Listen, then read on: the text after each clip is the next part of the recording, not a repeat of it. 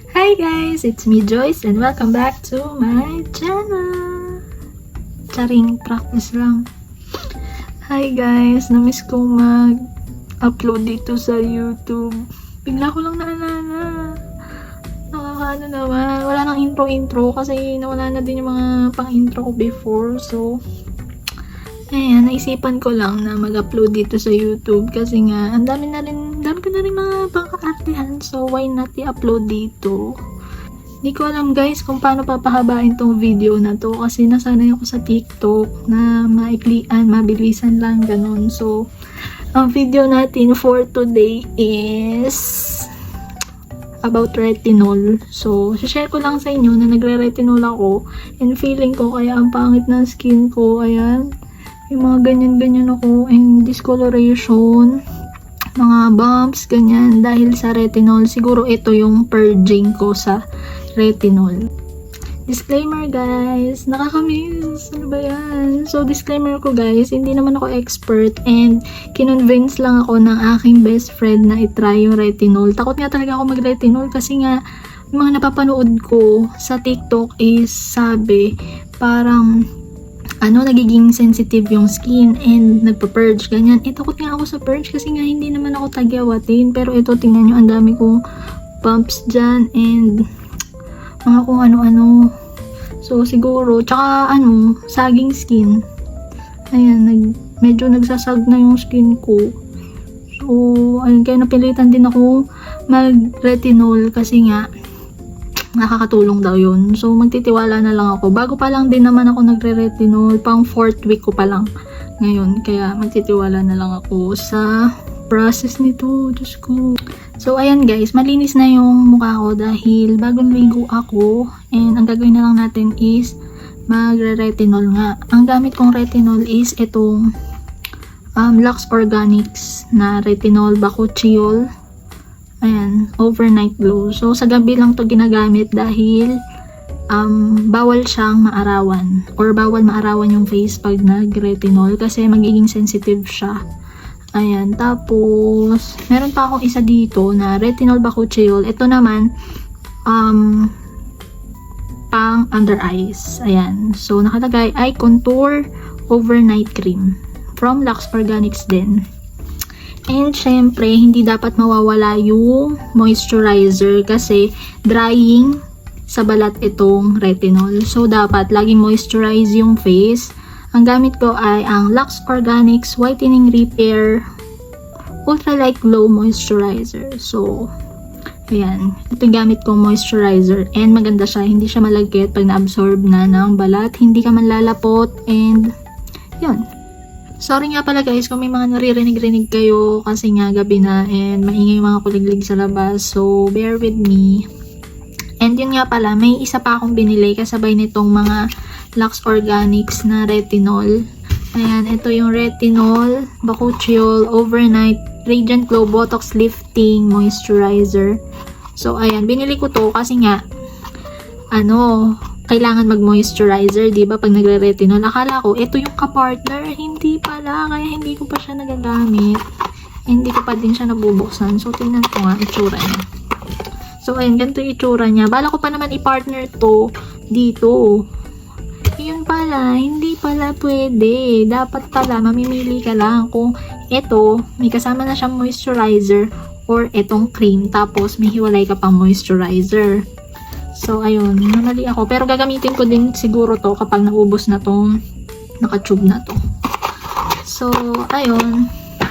Ang gagawin natin is sandwich method. So, unahin muna natin itong moisturizer. Ang mangyayari, moisturizer, retinol, moisturizer. So, ayun.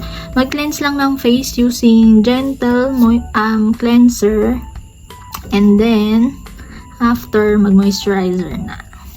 So, lagay lang ako nito sa face. Ito, walang problema kung mapadami kasi moisturizer lang naman to. Ito pala is may niacinamide, snail mucin, and adenosine.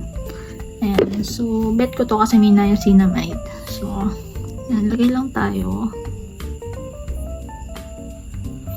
Sandwich method daw tawag dito mga mamalo. Dapat lagi moisturize yung face. And nga pala, ang paggamit ng retinol is twice a week lang. Hindi siya pwede araw-araw based on my research tsaka dun sa box na mga retinol ng Lux Organics. So, sundin natin yun.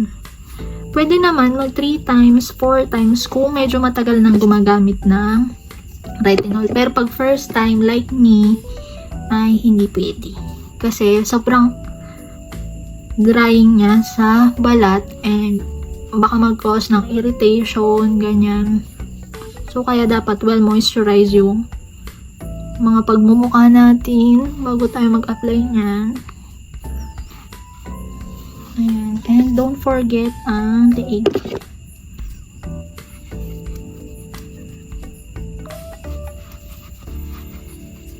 Ayan. Huwag natin kalimutan yung leeg kasi tumatanda din yan yung skin natin dyan. So, dapat lagi natin sinasama sa skincare yung neck natin. Ayan, patuyuin lang natin guys. Hayaan natin ma-absorb ng skin yung moisturizer and tsaka tayo maglalagay ng retinol. Yan guys, na-absorb na ng skin ko yung first layer ng moisturizer na nilagay ko. So, ang next naman is itong retinol na overnight glow gentle treatment cream. So, pea size lang.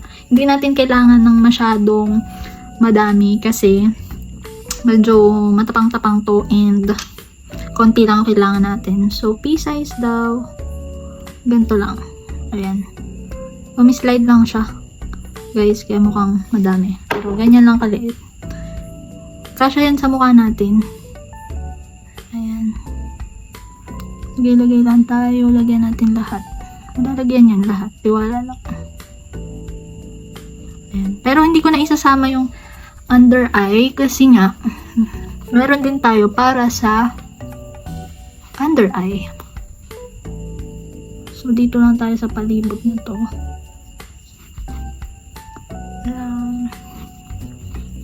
Sana naman kuminis ang face ko dito and medyo bumata.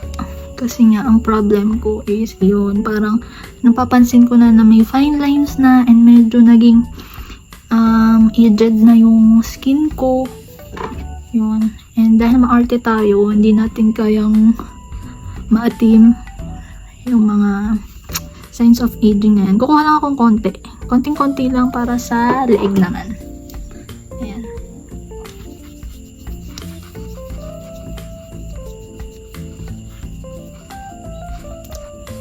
Ayan.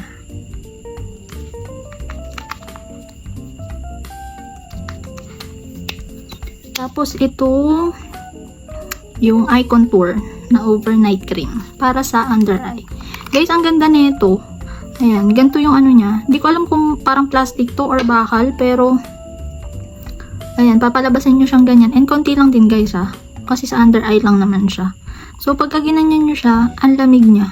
Kahit di ko to ilagay sa ref or ano, ang lamig niya.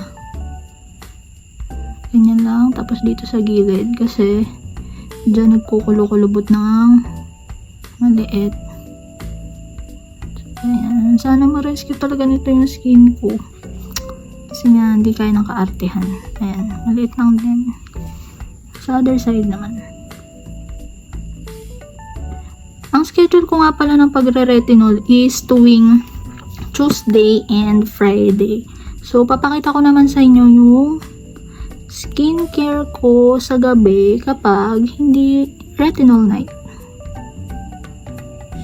Ayan. Sobrang simple na lang ng mga skincare natin ngayon kasi ewan ko ba, sobrang tamad ko na and sawa na ako sa maraming eklabo. So, ayan. Pupunasan ko ito mamaya ng wipes para pag tinakpan natin malinis siya. Tayin lang natin matuyo-tuyo siya konti and i-absorb ng skin. Tapos, another layer naman tayo ulit ng moisturizer. So, ayan guys. Na-absorb na ng skin ko yung retinol. So, mag-moisturizer ulit tayo. Sinearch ko lang guys kasi ang una kong gamit na moisturizer is yung aloe vera soothing gel tapos yung Zevo Cloud Moisturizer yun. Kaso naubos na pareho. Kaya sinearch ko to. Dahil may nakita ko sa TikTok na ito yung pinartner nila sa retinol. So, sinearch ko lang yung ingredients nito. Yung niacinamide, snilmousin, and adenosine. Kung pwede siyang isabay sa retinol. So, pwede daw. Kaya, ito na lang binili ko. Para magkaka-brand sila. Yan. So, lagay ulit tayo. Para hindi masyadong mag-dry yung ating skin. Damihan natin.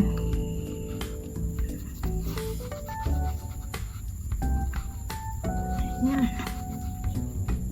Pati yung under eyes natin. Sana talaga after nitong purge na to ay maging glowing and bumata ang skin.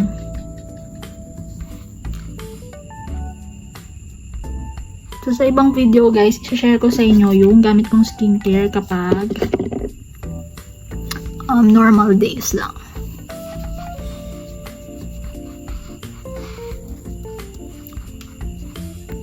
Miss ko talagang mag-upload dito sa YouTube. Di ko na nga alam kung paano. Pati yung mga nilalagay-lagay and kung ano-ano pa. Di ko alam. I will find out na lang. So, ayan ko lang ulit ma-absorb siya and yun, matutulog na ako. And nga pala, dapat sa umaga, wag natin kakalimutan na mag-sunscreen. Kasi nga, sensitive yung skin natin sa araw. Yan. Kahit naman hindi tayo nagre-retinol, dapat nagsa-sunscreen pa din para may protection tayo sa harmful rays ng araw. So, yun. Yun lang guys. Thank you for watching and see you on my next video. Bye!